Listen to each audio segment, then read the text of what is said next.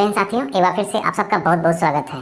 भारत में कानून कैसे बनता है, इस विषय पर आज हम चर्चा करेंगे। हमारे देश में कानून के ही आधार पर हमारे देश का शासन चल रहा है। हमारा संविधान भी एक कानून ही है जो कि सर्वोच्च है और संविधान के ही तहत हमारा देश चल रहा है और उसी की गाइडलाइन में कानून बनते हैं संसद में या राष्ट्रपति के अध्यादेश के माध्यम से। हम देखेंगे कि जो कोई भी कानून होता है वो कैसे बनता है, इसी की हम चर्चा करेंगे।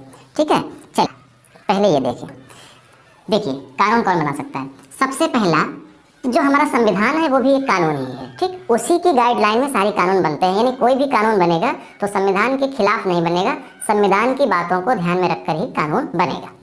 तो सेकेंडरी पे हम कह सकते हैं कि संसद में कानून बनता है और ये पूरे देश के लिए कानून बनता है। संसद यानी कि लोकसभा, राज्यसभा और राष्ट्रपति, इन तीनों को मिलाकर के संसद बनती है। यानी किसी भी कानून को बनाने में लोकसभा, राष्ट्रपति और राज्यसभा, इन तीनों की बराबर की भूमिका होती है। तो संसद यानी कि केंद्र स्तर पर कानून बनता है पूरे देश के लिए। इसके अलावा जब संसद न चल रही हो, जैसे लोकसभा का विघटन हो गया हो, तो उस समय कोई कानून बनाना अगर जरूरी है तो लोकसभा तो चल नहीं रही है, वो चुनाव प्रक्रिया में है या होने वाली है, तो कानून कौन बनाएगा और कानून बनाना जरूरी है। तो ऐसी स्थिति में राष्ट्रपति अध्यादेश लाता है। अध्यादेश हमारे संविधान के अनुच्छेद 123 में इसका वर्णन है कि राष्ट्रपति अध्यादेश ला करके कोई कानून बना सकता है और यह कानून 6 महीने तक लागू रहेगा। यानी राष्ट्रपति का अध्यादेश या यूं कहें कि राष्ट्रपति का फरमान, राष्ट्रपति का आदेश 6 महीने तक लागू रहेगा और पूरी तरह एक कानून ही है। राष्ट्रपति कानून बना सकता है 6 महीने के लिए, जब संसद न चल रही हो तब। यानी संसद अगर चल रही है तो अध्यादेश नहीं लाया जाएगा। ठीक है, विधानमंडल ये है राज्य के लिए। जैसे केंद्र में संसद है, इसमें लोकसभा और राज्यसभा और राष्ट्रपति हैं, वैसे ही विधानमंडल में ज़्यादातर राज्यों में विधानसभा और राज्यपाल हैं। विधानसभा और राज्यपाल दो, कुछ राज्यों में विधान परिषद भी है। सर्वोच्च न्यायालय सीधे कानून नहीं बनाते।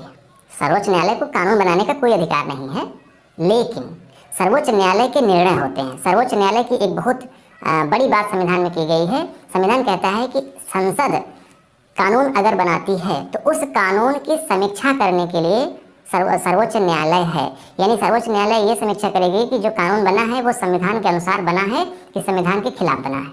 अगर संविधान के खिलाफ बना है तो सर्वोच्च न्यायालय उसे रद्द कर देगी या उसकी व्याख्या करेगी कि ये कहाँ कहाँ संविधान के खिलाफ है, और संविधान के सम्मत है तो सर्वोच्च न्यायालय उसको प्राथमिकता दे देगी, यानी यस कर देगी। लेकिन कुछ ऐसे मामले हैं जो अस्पष्ट हैं, यानी संविधान में भी नहीं लिखे गए हैं और ना ही भारत में कोई कानून बना है। तो ऐसे मामलों के लिए जब सुप्रीम कोर्ट में मामला जाता है तो सुप्रीम कोर्ट एक निर्णय देती है, निर्णय करती है, और उस वो निर्णय पूरा लिखित होता है और प्रकाशित होता है। तो उस निर्णय को भी एक कानून माना जाता है। यानी जो सुप्रीम कोर्ट ने निर्णय दिया है उस निर्णय के अनुसार हमारे देश के लोगों को काम कराना होगा। इसी तरह से उच्च न्यायालय के भी निर्णय कानून का काम करते हैं। किसी न्यायालय की टिप्पणी जो होती है वो एक कानून ही होती है। अच्छा, इसके अलावा सबसे निचले स्तर पर अगर हम बात करेंगे तो पंचायत एवं नगर पालिका को भी ये अधिकार दिया गया है। पंचायतों को भी मजबूत करने के लिए ये अधिकार दे दिया गया है कि अपने क्षेत्र में वो नियम कानून बना सकते हैं। जैसे कि टैक्स ले सकती हैं, वहाँ के कृषि के बारे में वो कैसे रेगुलेट होगा, कैसे काम जो है उस पर वो कानून बना सकते। अपने हिसाब से प्रशासनिक सुविधा के दृष्टिकोण से वो कानून बना सकते हैं अपने स्तर पर, भले ही ऊपर कानून न बनाए गए हों। तो ये मुख्य रूप से इतने प्रकार से भारत में कानून बनते हैं। अब जो हमारा वक्फ बोर्ड है जिस पर कानून बना है, तो ये संसद बना रही है। हम आज चर्चा करेंगे कि संसद कानून कैसे बनाती है, फिर स्टेप बाय स्टेप हम आगे देखेंगे राष्ट्रपति का अध्यादेश, विधानमंडल का, सर्वोच्च न्यायालय का, सबका अलग अलग। आज हम चर्चा करते हैं संसद में विधायी प्रक्रिया। ये हमारा नई संसद है, उसका चित्र है। संसद में विधायी प्रक्रिया क्या है? 3 अंग होते हैं, लोकसभा, राज्यसभा और राष्ट्रपति। इन तीनों के बिना संसद अधूरी है। संसद में विधायी प्रक्रिया ये है कि संसद में कोई कानून अगर बनाना है, किसी भी विषय पर कानून बनाना है, तो संसद में एक तो हो गए सांसद लोकसभा के, एक हो गए सांसद राज्यसभा के। इन दोनों सांसदों में कोई भी विधेयक ला सकता है, जिसको अंग्रेजी में बिल बोलते हैं, बिल्स, और इसको हिंदी में बोलते हैं विधेयक। जब ये बिल पास होता है तो ये एक्ट बन जाता है। एक्ट यानी अधिनियम। जब तक बिल पास नहीं होता, यानी जब तक कानून नहीं बनता, तब तक वो बिल ही कहा जाता है, यानी विधेयक कहा जाता है। तो किसी भी विषय पर कानून बनाने के लिए जो बिल लाया जाता है, विधेयक लाया जाता है, वो राज्यसभा का कोई भी सदस्य ला सकता है या लोकसभा का कोई भी सदस्य ला सकता है। यानी राष्ट्रपति नहीं लाएगा, ठीक, राज्यसभा का सदस्य ला सकता है या फिर लोकसभा का सदस्य ला सकता है। अब इसके आधार पर हाँ, विधेयक दो प्रकार के हैं, एक सरकारी विधेयक है, एक गैर सरकारी विधेयक है। पहले ये समझ लीजिए कि सरकारी विधेयक क्या होता है और गैर सरकारी विधेयक क्या होता है। तो अगर कोई भी विधेयक मंत्रियों द्वारा लाया जाता है, आप जानते हैं कि मंत्री बनाया जाता है, लोकसभा के सदस्यों में मंत्री बनाए जाते हैं। तो जो मंत्री बने, जैसे कोई जल मंत्री हुआ, परिवहन मंत्री हुआ, गृह मंत्री हुआ, होता है ना, रक्षा मंत्री होता है, ऐसे ही मंत्रियों में से अगर कोई भी मंत्री विधेयक लाता है तो उससे क्या बोला जाता है, सरकारी विधेयक। यदि कोई मंत्री विधेयक नहीं लाता, कोई सदस्य विधेयक लाता है जो मंत्री नहीं है, एक सांसद है केवल, तो उसके विधेयक को क्या बोला जाता है, गैर सरकारी। अब अगर सरकारी विधेयक है तो काफ़ी ज़्यादा संभावना होती है कि वो विधेयक पास हो जाएगा क्योंकि किसी मंत्री ने उसको लाया है ना। और अगर गैर सरकारी विधेयक है तो उसके पास होने की संभावना उतनी नहीं है क्योंकि कोई भी सदस्य ला सकता है, हो सकता है वो कम गंभीर हो, बस ला दिया, उसके मन में आ गया, तो इसके पास होने की संभावना ज़्यादा होती है, इसके पास होने की संभावना कम होती है। सरकारी विधेयक लाया जाता है तो 7 दिन के पहले सूचना देनी पड़ती है, पहले सूचना देनी होती है, यानी 30 दिन पहले से। ये अंतर है सरकारी विधेयक। अब मुख्य रूप से जो विधेयक होते हैं सरकारी गैर सरकारी के अलावा मिक्स, इसमें वो 4 प्रकार के विधेयक होते हैं। साधारण विधेयक एक होता है जो एकदम साधारण विधेयक है, जो कि लोकसभा का कोई भी सांसद या राज्यसभा का कोई भी सांसद ला सकता है सरकारी विधेयक, और किसी भी सदन में इसे स्थापित किया जा सकता है। अगर राज्यसभा का कोई सदस्य है तो अपने राज्यसभा में पहली बार वो स्थापित करेगा, विधेयक लाएगा, और लोकसभा का है तो लोकसभा में, यानी दोनों सदन में कहीं भी लाया जा सकता है। धन विधेयक केवल लोकसभा में लाया जाता है और लोकसभा अध्यक्ष प्रमाणित करता है कि कौन विधेयक धन विधेयक है और कौन विधेयक धन विधेयक नहीं है, यानी वित्त विधेयक है। तो एक धन विधेयक होता है, एक वित्त विधेयक होता है। एक होता है संविधान संशोधन विधेयक। जिस विधेयक में संविधान में ही कुछ बदलाव करने की बात की जाती है उस विधेयक को संविधान संशोधन विधेयक कहते हैं, और ये भी किसी भी सदन में लाया जा सकता है, लोकसभा में भी, राज्यसभा में भी। हम तीनों की चर्चा करेंगे, आगे हम आपको पढ़ाएंगे तीनों, लेकिन आज हमारा विषय चूंकि वक्त का था इसलिए हम साधारण विधेयक के बारे में पूरी प्रक्रिया जानेंगे कि एक साधारण विधेयक कैसे पास होता है, कैसे कानून बनता है। देखिए, साधारण विधेयक यानी कि दोनों सदन में लाया जा सकता है, दोनों में किसी में भी। 5 प्रकार के पाठन, यानी पूरे कानून बनने की प्रक्रिया में 5 चरणों से उसे गुजरना पड़ता है। जैसे ये जो पीठासीन अधिकारी होगा, जैसे मैं उदाहरण के तौर पर ले लूँ लोकसभा में, मान लीजिए कि इस विधेयक को पहले लोकसभा में लाया गया, मान के लाया ही गया था, तो लोकसभा में क्या होता है, लोकसभा अध्यक्ष। तो लोकसभा के अध्यक्ष के सामने ये रख दिया जाएगा। अब लोकसभा अध्यक्ष क्या करेगा, इसका प्रथम पाठन, यानी इसकी जो प्रस्तावना है या मूल बात कह सकते हैं, इसकी जो मूल बात है और इसका जो उद्देश्य है, इस विधेयक का क्या उद्देश्य है, इस पर चर्चा होगी, यानी जो विधेयक लाया है उसको बताना पड़ेगा पूरे सदन में। उसके बाद तुरंत ही जो अध्यक्ष है वो क्या करेगा, बिल लाया गया था, इसको सरकारी पत्र में, सरकारी पत्र, इसको क्या बोलते हैं, राजपत्र, राजपत्र, गजट बोलते हैं अंग्रेजी में, गजट, गजट में ये प्रकाशित कर देगा।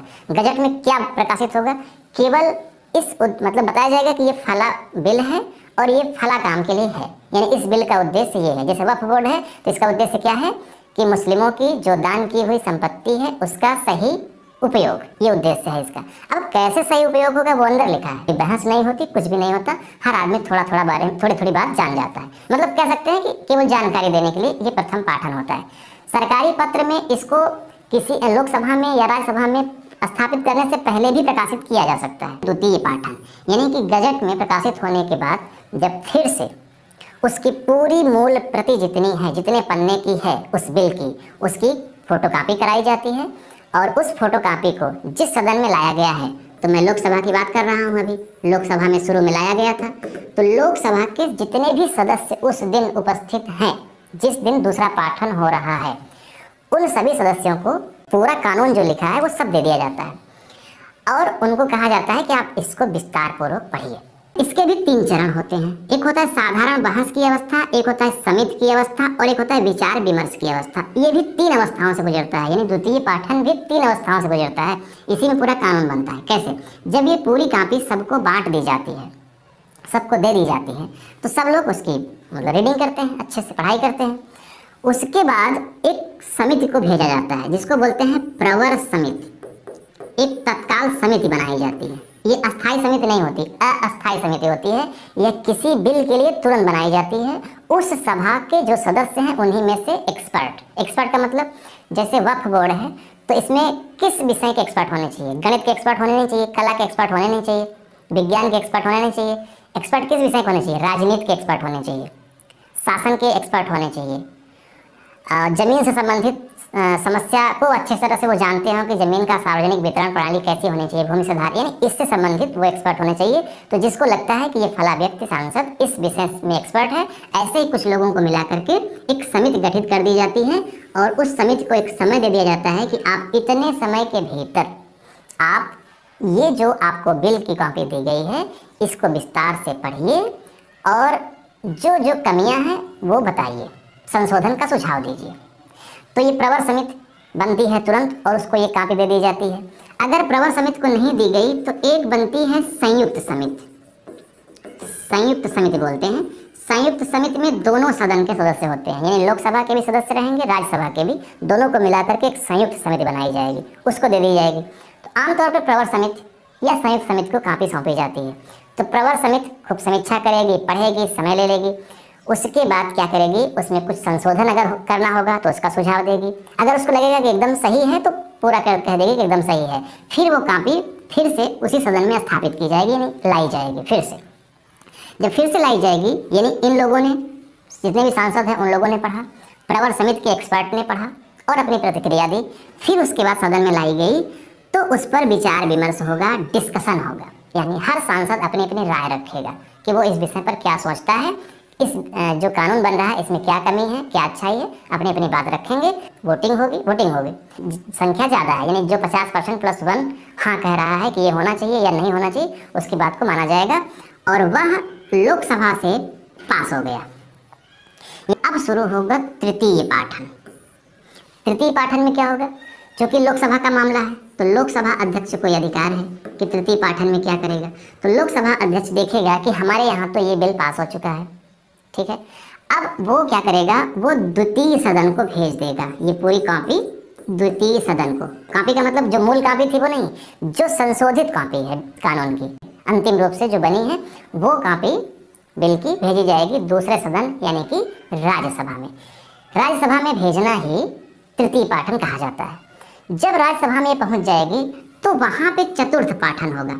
ये चतुर्थ पाठन में यही शुरू के 3 पाठन होंगे सेम टू सेम।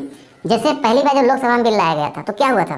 पढ़ा गया था हेडिंग, फिर उसके बाद गजट में प्रकाशित हुआ था, फिर प्रवर समिति बनाई गई थी, फिर एक्सपर्ट की राय ली गई थी, सांसदों ने अपनी प्रतिक्रिया दी थी।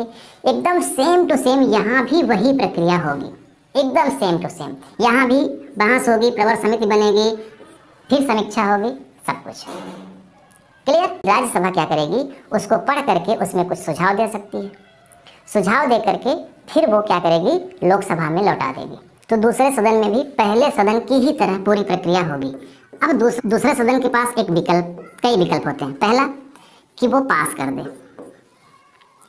या फिर वो इसको फेल कर दे, मतलब रिजेक्ट कर दे, मना कर दे, या फिर कुछ संशोधन करके लौटा दिया जाएगा कि भैया जो आपने पास किया है वो ठीक है, लेकिन हम ये संशोधन चाह रहे हैं और आप ये संशोधन करके इस कानून को बनाइए। तो लोकसभा अगर फिर से जब वापस आता है पहले वाले सदन में, तो वो सदन की अधिकार होता है कि वो दूसरे वाले सदन की बात को माने या ना माने। अगर बात मान लेते हैं तो फिर वो दोनों सदन से पास समझा जाता है। बात मानने का मतलब कि जो इन्होंने संशोधन का सुझाव दिया था उस बात को मान के संशोधित कर देते हैं, या संशोधन का सुझाव नहीं दिया था, पास ही कर दिया था, तो दोनों स्थितियों में उसे पास माना जाएगा और फिर वो 5वें पाठन के लिए यानी कि राष्ट्रपति की स्वीकृति के लिए भेजा जाएगा राष्ट्रपति के पास। जब राष्ट्रपति के पास ये जाएगा तो राष्ट्रपति के पास कई विकल्प हैं। पहला, या तो वो इस बिल पर स्वीकृति दे दे या इस बिल पर स्वीकृति न दे, यानी अस्वीकृत हो जाए, यानी कि मना कर दे कि नहीं ये कानून नहीं बनेगा, या तो यस कर दे या तो नो कर दे, या फिर अपने पास लंबे समय के लिए रोक ले। ये भी हो सकता है, लंबे समय के लिए रोक ले। फिर इसी में कह सकते हैं कि वो पुनः समीक्षा के लिए लौटा दे, यानी राष्ट्रपति को लगे कि इसमें कुछ संशोधन होना चाहिए, हमारे हिसाब से कुछ ठीक कम है, तो वो लौटा सकता है। यदि लौटा दिया तो फिर से लोकसभा में और राज्यसभा में फिर से उस पर बहस होगी, फिर से उस पर डिस्कशन होगा, और फिर से लोकसभा और राज्यसभा पास करके फिर से राष्ट्रपति के पास लौटा देती हैं, तो अब जो है राष्ट्रपति बाध्य हो जाता है उसे स्वीकृति देने के लिए। यानी जब पहली बार बिल राष्ट्रपति के पास पहुंचता है लोकसभा राज्यसभा से पास होकर के, तो राष्ट्रपति के पास 3 विकल्प होते हैं, या तो हाँ करे, या तो ना करे, या तो वो लौटा दे फिर से विचार के लिए।